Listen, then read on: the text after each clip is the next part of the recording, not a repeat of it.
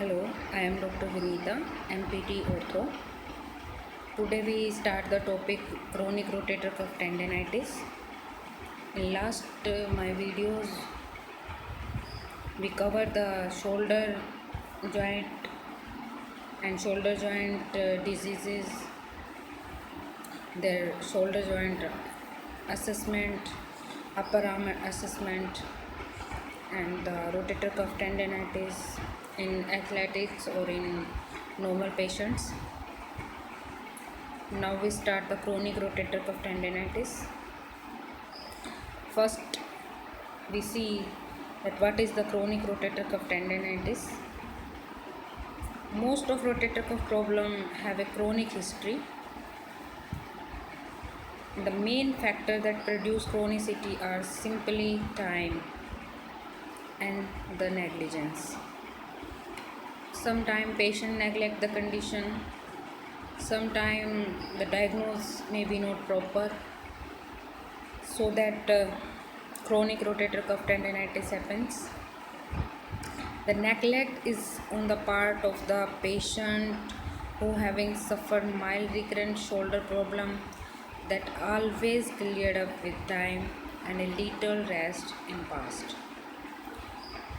Now continue with activities that produce the symptom and end up with the condition that refuses to improve.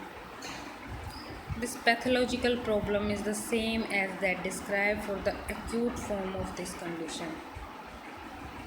But the tendon become chronically swollen because time is now gradually increasing and condition also gradually increasing because patient is not aware, or sometimes patient neglect this problem.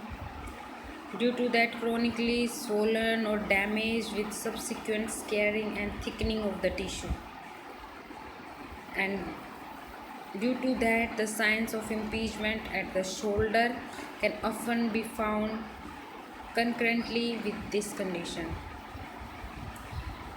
These are some areas where patients complain about the pain. Onset is gradual onset with no known cause, and the very much possibility of associated with the recurrent overuse, because in acute condition patient neglect and time is increasing and patient condition become worse, and it will lead to the chronic rotator cuff tendinitis, and there is 100% overuse of that part. Duration may be 2 months or longer. Frequency period is patient will explain you that the history of previous episode with similar symptoms like prolonged and less restriction, like over previous 2 years or more. Area of symptoms, these two areas. Presence of symptom indicate in the anterolateral aspect of the shoulder and upper arm by the patient demonstrating the area with the whole hand, as the symptom are usually poorly localized.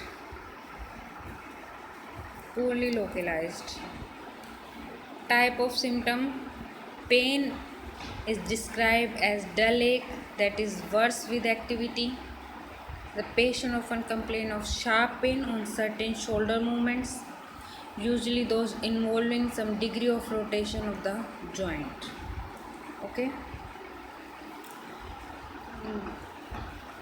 Then we proceed to the observation part. Upset in scapulohumeral rhythm may occur on shoulder abduction, and there may also be a mild degree of muscle wasting around the shoulder and scapular region. Muscle wasting. Okay.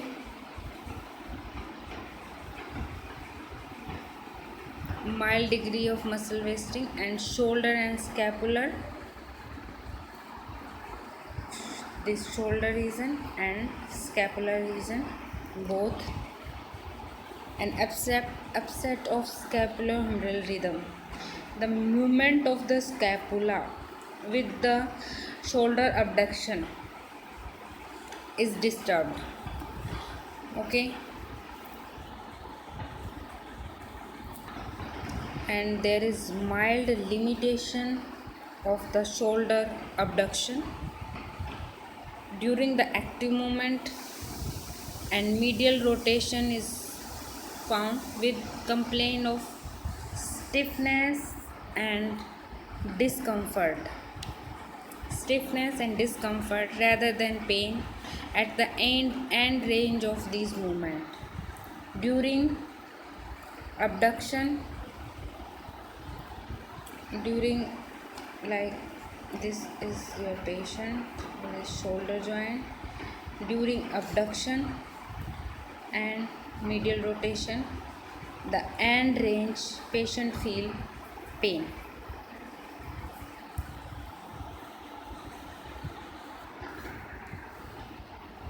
In passive movement, pain can be elicited through the mid-range of medial and lateral rotation.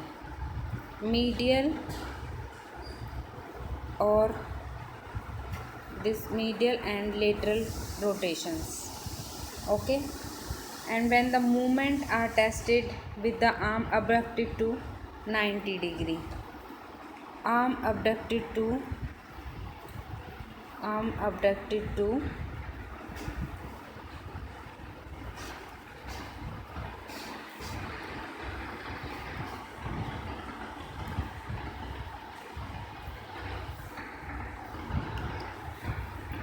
this abduction is 90 degree.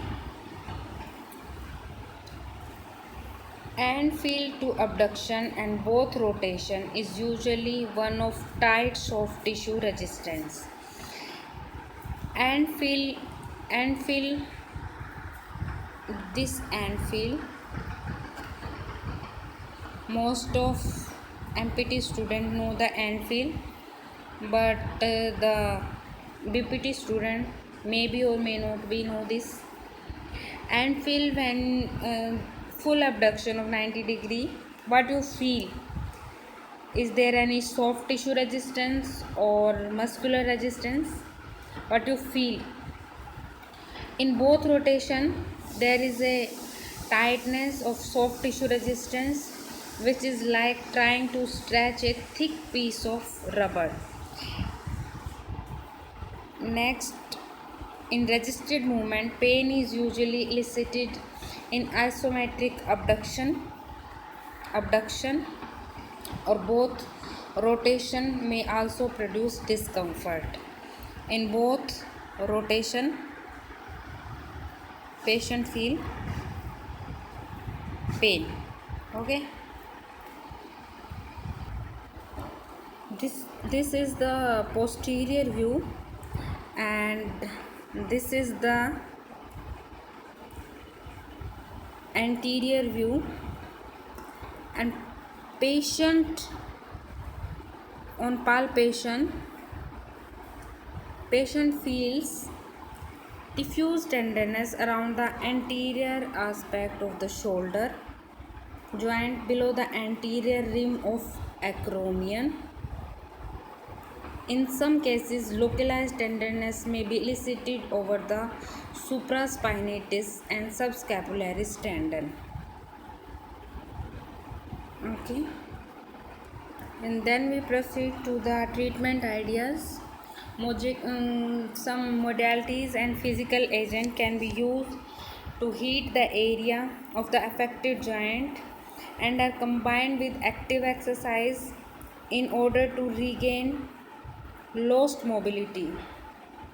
The use of assisted movement and auto-assisted exercise performed by patient are often most effective in regaining lost range of motion without producing undue discomfort. In early stage of treatment, the patient will benefit from advice on how to set up a reciprocal pulley system at home pulley system at home, and modalities such as IFT and TENS help to alleviate post-exercise discomfort. Pendular free swinging exercise can be started with the patient standing erect rather than leaning forward, because when the patient lean forward and patient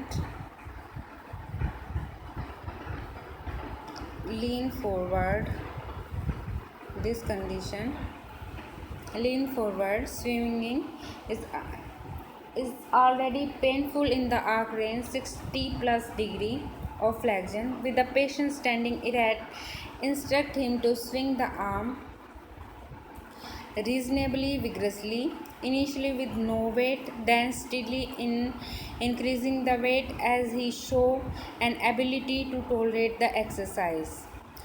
The exercise should be done with a certain amount of vigor so that the momentum built up by the weight of the arm will provide mobilizing force for light tissue, soft tissue around the affected joint.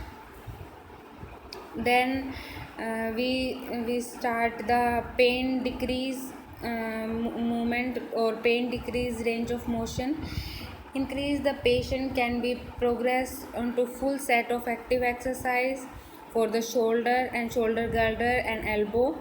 Same time generally then we start the resisted exercises, and initially in early range it should be pain free. The exercise are then progressed through range with the increased resistance. Use of resistance exercise band, effective way of providing resistance exercise format that the patient can continue to use easily at home. Initially, exercise with the resistance band can be done in lying position. Then patient usually find it easy enough to do straight arm flexion to approximately 90 to 100 degree, both with the affected arm and with the unaffected arm, both alternatively. This can be followed by working from a position with the arm held in 90 degree of flexion of the shoulder and drawing the arm back to the side and registered extension. Then in 90 degree shoulder flexion starting position. Then we simultaneously use both arm and both the elbow. Both sides will bend to 90 degree and do the exercise. Get the patient to shoulders to resist medial rotation. The resistance band need to be tied to some immovable object such as door or knob or railing. The movement is carried out with elbow flexed at 90 degree and the hand carried in towards the body like this. Okay, with the registered resistance we do this exercise. The resisted exercise for flexion, extension, abduction, which were previously done in lying position, can now be done sitting or standing. In standing position, resisted abduction can be added to the exercises with the patient instructed to draw the arm away from the side into approximately 90 degree of abduction at the shoulder. 90 degree of abduction at the shoulder. Without any discomfort, he can increase the range to go past the 90 degree point for flexion and abduction. The use of thermal agent and other modalities can be continued at this stage, although their value diminish once the patient gain a reasonable range of motion, 70 to 80%. As soon as resisted rotation are painless, emphasis can be placed on progressive strengthening of rotator cuff.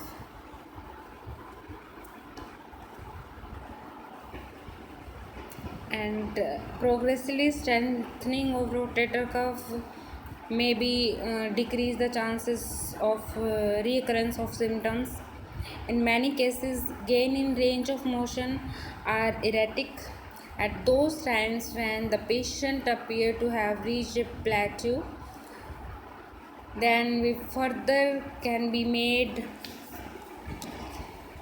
by the use of different passive movements or simplest form of treatment approach, or use the same passive movement that were used in assessing the patient with the patient supine, grip the upper arm and support the arm fully. Each movement is then carried to the end available range, and the overpressure can be applied in two ways, either in the form of small amplitude movement repeated many times, or in the form of sustained pressure applied at the point of resistance to movement, which is then held for 15 to 20 seconds at a time. These movements should not be particularly uncomfortable, because if they are, the patient voluntarily resistance to the movement will prevent any effective gain in range. And then we proceed the later stages. In later stages, the patient can be progressed to a gym type exercise program or lifestyle rehabilitation goals. Full range of motion should be present by this time. Aim of treatment should be restore full functional muscle strength. Emphasis on the rotator cuff strengthening in order to stabilize the joint. This can be accomplished by having the patient repeat resisted rotation exercise, particularly lateral rotation between sets of general strengthening exercise for the upper extremity. Strengthening of the biceps muscle can also be very helpful. About the exercises, in my last video you see all the exercises like internal rotation or lateral rotation. Raise the arm in lateral rotation, raise the arm at 90 degree, and with the pulley or with the therapeutic band exercises, or like prone horizontal abductions and press ups and L-bar flexion, L-bar external rotation, L-bar internal rotation. All these exercises with the tube or with the therapeutic band. In therapeutic bands, they give you in different colors with increasing the resistance according to resistance, like internal rotation 90 degree, prone and prone like dumbbell exercises. All those exercises we start when we confirm or we are confident that patient gain the range of motion fully in approximately 70 to 80%, and patient gain the full strength. All these exercises we proceed to the part of restrictions. These are the same as those suggested for acute rotator cuff tendinitis, with avoidance restrictions, with avoidance of overhead activity. In early stages, return to those type of activities should commence only as and when the patient demonstrates the ability to perform the movement without any undue discomfort. Return to activities identified as producing the patient's symptoms should be gradual, monitored by the therapist with correction of technique as required as possible. In chronic rotator cuff tendinitis can clear quite quickly, but usually does not. It tends to be less responsive to treatment, and the patient cannot be progressed as quickly as one who is suffering from acute form of this condition.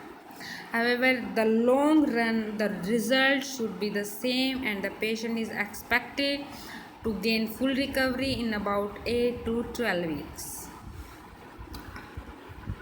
All this is about the rotator cuff, chronic rotator cuff tendinitis.